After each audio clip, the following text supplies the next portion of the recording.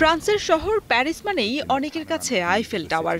বিশ্বের নানা প্রান্ত থেকে ছুটে আসা মানুষ মুগ্ধ হন এর সৌন্দর্যে। 1050 ফুট উচ্চতার এই স্তম্ভটি যুগের পর যুগ, বছরের পর বছর হচ্ছে বিভিন্ন ইতিহাস আর রেকর্ডের সাক্ষী। ফরাসি অ্যাথলেট আনুক গার্নিয়া, শশ মানুষের দৃষ্টি এই অ্যাথলেটের দিকে। আইফেল টাওয়ারের 110 মিটার উচ্চতায় দড়ি বেঁধে উঠতে সময় নিয়েছেন মাত্র 18 মিনিট। তার এমন কাণ্ডে বিশ্ব রেকর্ড গড়ার পথেও আছেন ফ্রান্সের আনুক। Tout ce qu'il faut pour y arriver sur la corde, c'est moi contre moi. Donc il y a pas d'excuse en fait. Il y a pas une autre concurrente qui peut être meilleure. Là, c'était moi contre moi. Donc on fait ce qu'il faut pour y arriver. কোনো record হোক বা না হোক, দীর্ঘ সময়ের পরিশ্রম আর এমন সাহসিকতায় দর্শকদের আনন্দ দিতে পারায় উল্লাসিত তিনি।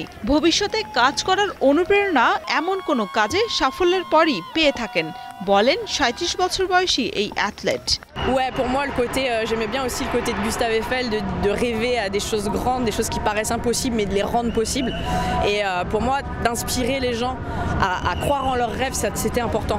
হাওয়ায় ভেসে দড়ি বেঁধে টাওয়ারে ওঠার নিদর্শন এবারই প্রথম নয়।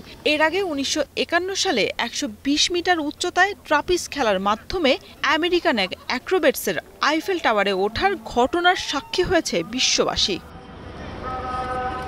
শরীফ রওশন, এখন।